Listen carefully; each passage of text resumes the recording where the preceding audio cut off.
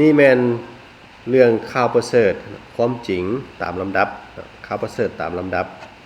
ซึ่งเขาก็จะรวบรวมจากคัมภีร์ตั้งแต่ปฐมกาลเนาะเกี่ยวกับการเริ่มต้นของโลกนี้และการเริ่มต้นของจักรวาลและจุดจบของโลกและการอวสานของมนุษย์ทุกคนเนาะอันนี้คือความจริงจากพระคัมภีร์ศักดิ์สิทธิ์เล่มนี้เริ่มต้นเลยเราเห็นว่ามีอยู่พระเจ้าเนาะพระเจ้าเป็นผู้สร้างทุกสิ่งในโลกนี้และพระเจ้านั่นแหละเป็นเจ้าของฟ้าสวรรค์เป็นผู้กลางจักรวาลทุกอย่างพระเจ้าทรงเป็นอยู่เหนือทุกสิ่งและก่อนทุกสิ่งเมื่อพระเจ้าทรงเป็นอยู่พระองค์ได้เป็นผู้เริ่มต้นในการสร้าง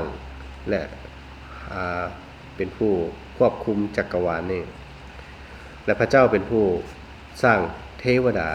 และฝูงเทวดาเป็นผู้รับใช้ของพระเจ้าเราเห็นว่าเทวดาในพระคัมภีร์บอกว่าเทวดานั่นเป็นผู้บริวารรับใช้และเป็นผู้นมัสการพระเจ้าต่อมาเทวดาได้ตนหนึ่งได้หลงผิดไปและเฮ็ดผิดบาปคิดกบฏต่อพระเจ้าอยากเป็นใหญ่กว่าพระเจ้าพระเจ้าก็เลยขับไล่เทวดาตัวนั้นลงมาในความมืดและพร้อมทั้งบริวารของเทวดาสมนั้นก็กลายเป็นพิมานสถานและเป็นค่อยเป็นศัตรูต่อสู้กับพระเจ้า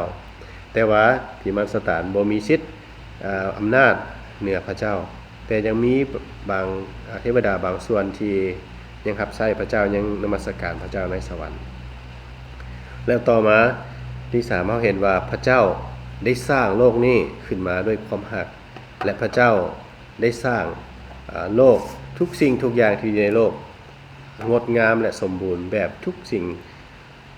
พระเจ้าได้สร้างโลกขึ้นมาโดยฤทธิ์อำนาจของพระเจ้า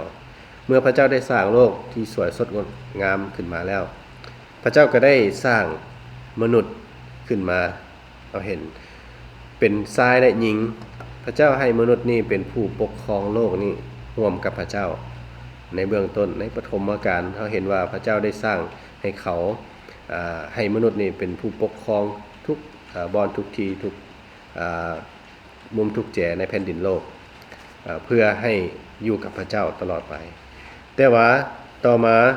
มนุษย์บ่ได้เชื่อฟังพระเจ้าเขาก็ได้หันหลังให้กับพระเจ้าปฏิเสธที่จะเฮ็ดตามคำสั่งของพระเจ้าแต่เขาได้ฟังคำสั่งของมารซาตานผู้ที่หลอกลวงมนุษย์ก็เลยตกในความบาปเมื่อมนุษย์ตกในความบาปแล้วก็เลยถูกแยกจากพระเจ้าเมื่อมนุษย์ถูกแยกจากพระเจ้าก็บ่ฮู้จักพระเจ้าอีกเลยและเขาก็เลยหาทางที่จะเฮ็ดตามใจของตัวเองฉะนั้นมนุษย์ก็เลยตกเข้าไปในบ่วงแห่ของมารซาตานโลกนี้ก็เลยจมลงในความมืดเราก็เห็นว่าโลกสิมีปัญหาหลายสิ่งหลายอย่างสิมีสิ่งที่บ่ดีเกิดขึ้น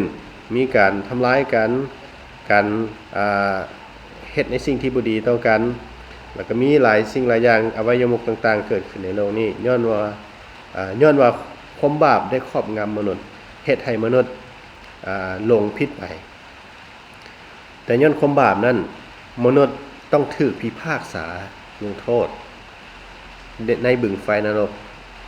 แต่ว่าพระเจ้ารักมนุษย์และพระเจ้าต้องการที่จะให้มนุษย์นี้กลับคืนไปอยู่ในความรักของพระเจ้าและจะอยู่กับพระเจ้าตลอดไปพระเจ้าได้ทรงพระบุตรไทยองค์หนึ่งลงมา 2,000 กว่าปีก่อนชื่อว่าพระเยซูและพระเยซูนั้นได้ลงมาในโลกนี้เพื่อช่วยมนุษย์ให้หลุดพ้นจากคำสาปแช่งจากอำนาจของมารซาตานและจากความผิดบาปพระเยซูได้เหตุการณ์อัศจรรย์หลายอย่างว่าจะเป็นรักษาคนเจ็บไข้ได้ป่วยหายดีคนผิดผีสิงก็จะขับไล่ออกไปแล้วพระเยซูก็ปลดปล่อยหลายคนให้เป็นอิสระจากความมืดแล้วพระเยซูก็ตายไถ่บาปมนุษย์ในวันที่3พระเยซูก็ฟื้นขึ้นมาจากความตายและมาอยู่กับสาวกและก่อนพระเยซูจะขึ้นเมื่อถึงสวรรค์พระเยซูอยู่กับสาวก40มื้อ40คืนและมื้อที่พระเยซูกำลังจะขึ้นถึงสวรรค์พระเยซูบอกว่าพระองค์ไปจัดเตรียมบ่อนอยู่ไว้ให้กับผู้ที่เชื่อและจะกลับลงมารับเอาผู้ที่เชื่อไปอยู่กับพระองค์ในสวรรค์และพระเยซูบอกว่าทุกคน ที่เชื่อในพระองค์ต้องออกไปเป็นพยานเรื่องความจริงนี่ให้กับโลกได้รู้ว่าพระเยซูนั้นเป็นพระเจ้าเป็นความจริงผู้ใดที่เชื่อวางใจและผู้ใดที่สารภาพความผิดบาปต่อพระองค์คนนั้นจะได้ชีวิตใหม่และจะได้รับความรอดจะได้กลับคืนหาพระเจ้าในสวรรค์พระเยซูบอกว่าวันหนึ่งพระเยซูจะมาในโลกนี้อีกเพื่อตัดสินมนุษย์ทุกคนในโลกตัดสินการกระทำของทุกคนผู้ใดที่เป็นลูกของพระเจ้าเชื่อวางใจในพระเยซูคนนั้นจะอยู่ในฟ้าสวรรค์กับพระเจ้าตลอดไปแต่คนใดที่ปฏิเสธหรือว่าคนใดที่บ่รับคนนั้นจะต้องถูกพิพากษาในบึงไฟนรกกับมารซาตานกับผู้ที่เป็นศัตรูกับพระเจ้าและค่อยก็เป็นเขาก็เป็นผู้เป็นลูกของพระเจ้าแล้วเพราะว่าเป็นผู้ที่เชื่อในองค์พระเยซูเจ้าเจ้าเดต้องการที่จะรับเอาความจริงนี้บ่และต้องการที่จะให้พระเจ้าช่วยเจ้าให้หลุดพ้นจากความผิดบาปบ่